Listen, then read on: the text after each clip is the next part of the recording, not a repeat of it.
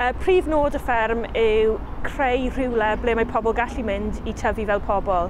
Mae lot o pobl yn dod fan hyn pan mae rhywbeth yn ei bywyd a mae rhaid I nhw ail tyfu neu codi hyder.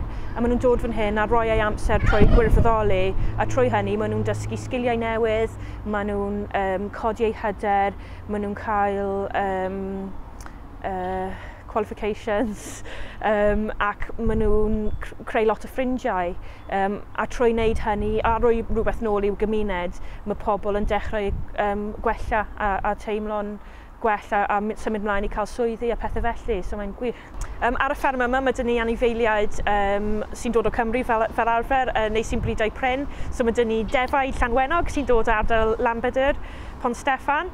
A mae dyn ni Welsh Harlequin hwyaid sy'n unig bryd o hwyaid sy'n dod o Cymru a bryd pren sy'n diddorol iawn. Mae dyn ni ieir wedyn sy'n bridiau traddodiadol sydd yn free range o gwmpas y ffarm. A mae dyn ni gwydd ac gini ffawl hefyd. A moch.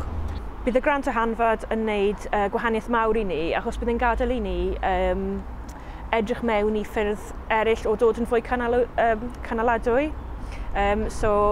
Ffyrdd o defnyddio'r safle sydd da ni, codi fwy o arian.